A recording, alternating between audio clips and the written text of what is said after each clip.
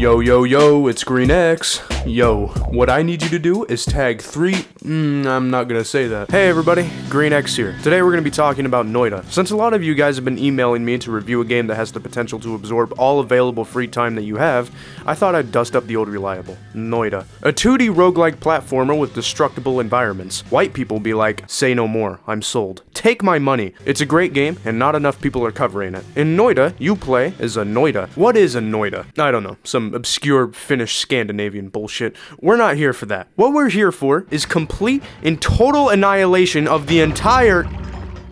Oh no. It's one of those games. I'm really gonna do it this time. Let's start over. First step, kill yourself. No, don't dislike the video, I'm serious. Go and die. Noita is a game all about knowledge, and if you want to win, you have to learn. Experience is key. Your first couple of beginning hours should be dedicated to just you fucking around and getting the hang of things, because Noita throws a multitude of stanky bullshit at you. Your little pussy belongs to me. You're gonna learn to do what I fucking tell you to. And that's the good thing about Noita, it doesn't discriminate. You'll see people who've been playing this game for thousands of hours lose their run due to them slipping on a comically large banana peel and falling into a conveniently placed metal crate filled with skin-melting acid. And then they'll be all like, gee Louise, guys, let's start over and try again. 7 hours lost! The anger control this community has is very impressive. Here's your first tip though. When starting out, look at your second wand and see what it's got. If it has a fireball or any destructive spell with range, dig holes into the side of this mountain and climb it. When you get to the top of the mountain, fly up and you'll see a tablet, and if it's your first time playing, it'll be a random spell or some shit. But after that, all of your future runs will have a health pickup here, which will give you 25 health. This is pretty good, since for a longer run, you will be needing more health. You'll find out why. You usually find health pickups through certain small pockets of each level, which are generated in a specific way. Once you've played the game enough, you'll begin to recognize these patterns and tell if there's a pickup nearby. It is possible to just not find any health pickups at all in a level, so if you've been searching but can't find anything, don't be afraid to move on. Oh, another thing too. You start out with a potion or bottle of some type. It's important to know what's useless and what's useful. What's useful? Water. What's useless? Everything else. Shit like teleportadium, chaotic polymorph, and gunpowder is all good, but to a new player, they won't know what to do with this. So, if it's not water, pour it out. Unless it's ambrosia. In that case, you might want to hold on to that. Literally gives you invulnerability. My potions are too strong for you, traveler. A bottle can fill itself with any body of liquid you submerge yourself into, like lava. Okay, maybe not the best example. Always make sure you have water with you, because hands down, the biggest issue you'll have in Noita that will follow you everywhere you go is fire. Explosions and fire are the easiest ways for a new player to die in this game, and fire is no joke, so keep that H2O handy. I think the original key bindings for the potions were 5, 6, and 7, but I found myself taking a lot of unnecessary damage trying to contort my hand to those keys. So instead, what I did was keybind the first potion slot to R on my keyboard. It's a key that's not too far away to get to, and also not a key that you'd press by accident, unless you have the hand of a fucking Halo elite. Warp. Enemies are the easiest in level 1, but that doesn't mean they're easy. For example, if you see this shotgun guy, get ready for that end screen. I would say run, but it is a little hard to outrun a bullet, let alone a shotgun. So instead, be quick to put a couple in his melon before he puts some in yours. These guys right here aren't too bad, but they do bleed toxic sludge, which does poison you, so keep your distance. What you really have to worry about though are these guys, since they bleed acid, which does noticeably more damage. Once you're done with the area and have finally made it to the bottom where the portal is, swan dive in that bitch, and you'll be teleported to the holy shit. This is the Holy Mountain, a safe zone between levels where you can rest, which, might I add, has a beautiful soundtrack.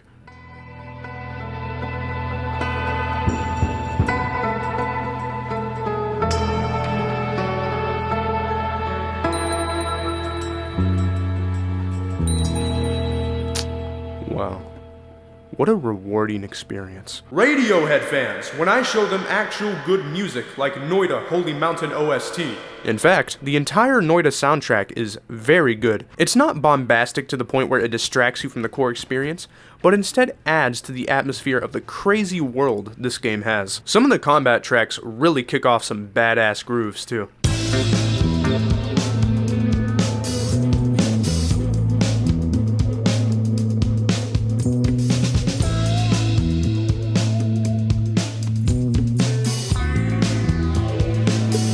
You know, if I were to look at Noita for the first time and try to guess what soundtrack it would have, I don't know what I would have guessed, but I know my answer wouldn't have been psychedelic jazz rock. The entire soundtrack sounds like a cage fight match where both contestants are drugged up on LSD. That was a compliment, by the way. Now that we're finally in the holy shit mountain, it's time for my favorite part of the video. The meta!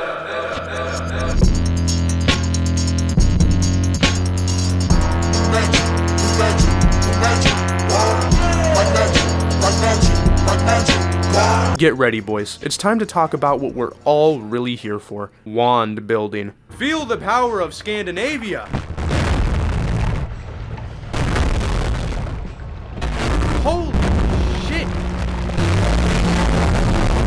Wand building in Noita is honestly the selling point for this game. It's a system so deep, with so many possibilities, it extends the game's replayability for multiple lifetimes. It takes hundreds of hours just to unlock everything this game has, and even then, once you've done it all, you still need to figure out spell combinations and what complements what. I could go on and on about the depth of these systems, but I'd rather show you. Maybe you can take inspiration from some of my simple spell combinations and make your own badass boss killer. Just make sure you credit me in the wand's description. This is probably the stupidest wand that I made. I put on 4 beams of concentrated light, organized as such, the order does matter. Then I put a chainsaw behind the spells to reduce cast delay and recharge time, making the wand fire faster. Put on an add mana so I can fire the spells more efficiently without stopping, a double cast for a spell wrap, and then slapped on a reduce recharge time spell at the bottom for good measure. Translation: I made this wand really fucking fast. The results? Very interesting. It resulted in a wand with a kickback so powerful, it became my main form of transportation throughout the map. I literally used the wand to simultaneously kill enemies while also getting me away from them. A very simple wand, but also very effective. This technique you just saw me pull off is called spell wrapping. It's where you place a modifier spell and have it wrap over to another modifier spell that results in a pretty crazy weapon to kill people with. For a more detailed explanation, I recommend you to check out Dunker Slam's video on the technique, as he does a better job explaining it than I. After all, it is kinda hard to compete with someone who has 10,000 hours clocked in. I highly suggest you check him out if you're interested in Noita content. Dude is a frickin' sweetheart, and he is responsible for some of the nuttiest runs I have seen in this game. Here's another wand, also very simple, but it's one of my favorites. Simply take an object spell of your choosing, preferably a rock, and then slap a homing spell right before it. Congratulations, you now have a companion, and you can now do this. Skip it up and that up. God damn. Not only does this deal absurd damage, but it also counts as an environmental kill, which grants extra gold. And if you have the blood money perk, these drops of gold convert over to healing, which turns this weapon of mass destruction into a convenient healing wand for your Noita. I hope you understand how deep this shit goes by now. These are arguably the simplest wands I've seen, but they do so much. Get used to the meta of which spells are worth buying and get them when you see them. And if you don't have enough money, just make your way to Gold Mountain. There you go. You're rich. Let's go! Who's broke now? Who's broke now? Who's broke now? Hopefully this gave you the edge of knowledge you guys need. Go and make something nice. Just don't use gigadiscs, please. You will regret it. I should have mentioned this sooner, but don't bother picking up shuffle wands. They fire randomly, and it is not good if you plan to build a wand, which is basically what the whole game revolves around. Sometimes you'll find a simple shuffle wand that's worth picking up just for the spells it has, or just to keep you alive until you get a better wand, but the general rule of this game is to ignore shuffle. You know the old Noita saying, if it's a shuffle, it'll make me chuckle, loosen my buckle, and then fuck someone in the butthole. Who said that? I don't know. Dunker Slam, probably. Another thing you'll notice when visiting the Holy Mountains are the perks at the end, consisting of 3 for you to choose. Now, I know what you're already thinking. Green. Every build is valid and viable. And yes, you're right. Every build is viable. if you don't mind dying. So, instead of letting you go in completely blind, I'll be nice this time around. Here's my official tier list of all available perks for this game. Now, I know there will be some Noita vets in the comments telling me how wrong my list here is, but ignore them. They're just elitists, stuck in the past. Our generation is now. I mean, who would you rather trust? Some random guys on the internet? Or me? That's a good man. Now, get out there. And remember, fire immunity is bad. Noita, if you couldn't tell already, is randomly generated, making every single run you start up unique. Every wand, enemy placement, plots of terrain, and sets of items are generated differently.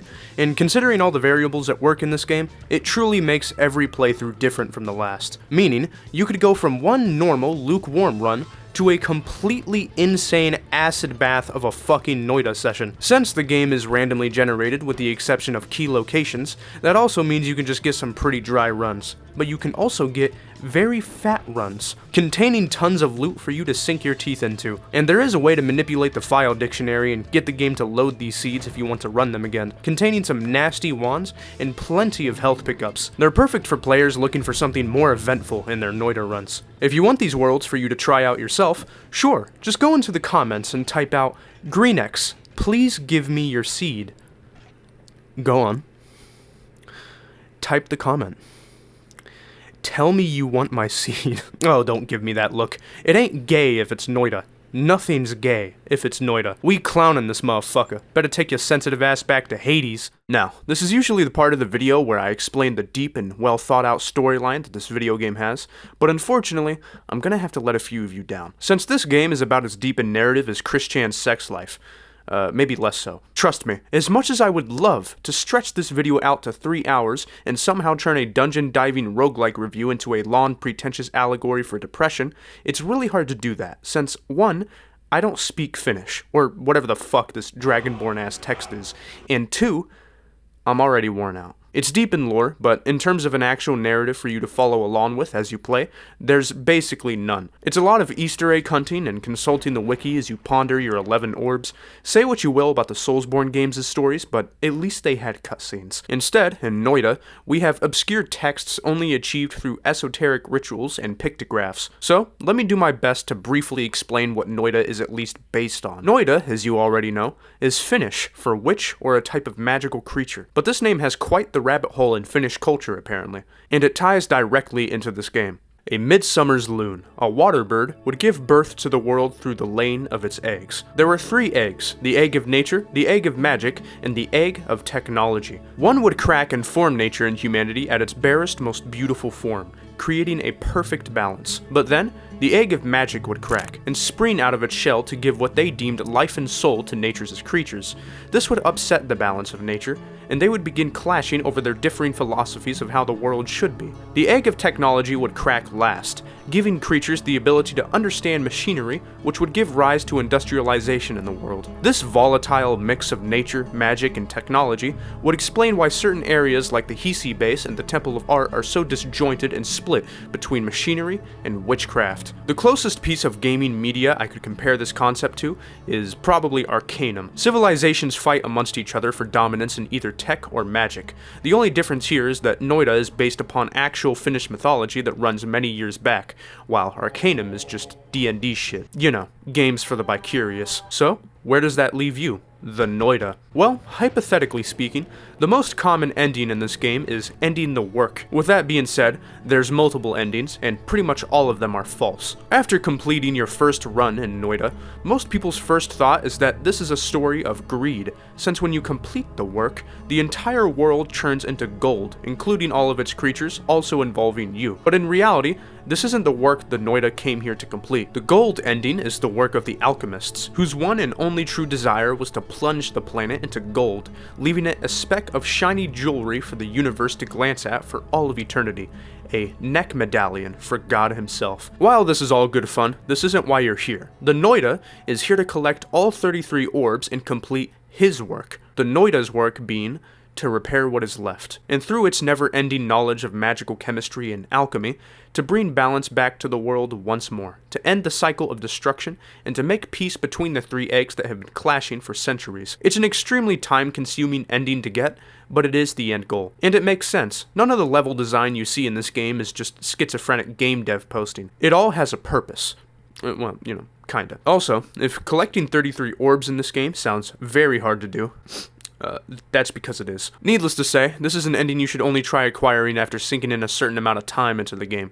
About, let's say, 200 hours. Something small and reasonable like that. Otherwise, just use debug mode. Well, there you have it. That was Noita. I tackled the gameplay, the soundtrack, and somehow the story. Might have gotten some details wrong, but hey, don't be too hard on me. I can't read this shit. Overall, though, I'd say we got through this alright. I'm just different in this YouTube shit. And by different, I mean disabled. Oh, one more thing. The modding community. The mods are very good for this game. No one's really surprised by that. I mean, look at this game. Indie titles like these thrive off of modding communities. The game is very user-friendly towards downloadable content, so don't be afraid to check out the workshop every now and then. There's always some neat stuff to find there. Noita. It's a title that has a gameplay loop so addicting, with mechanics so deep, that it creates endless fun for you to toy around with until our silly little planet churns to solid gold. I've had a blast with this thing, and with a price tag as generous as $20 with frequent discounts, it's almost impossible to pass up this game. Technically speaking, it is easy to run. Technically speaking. But as soon as you get a wand with minus cast delay with no recharge time, oh yeah, you can just fucking forget about it. Apologies to all my MacBook viewers. Go play RimWorld. Thank you for watching, everybody. I am gonna go and play some Existential Crisis Simulator. You all take care of yourselves, and I'll see you next time. Good night.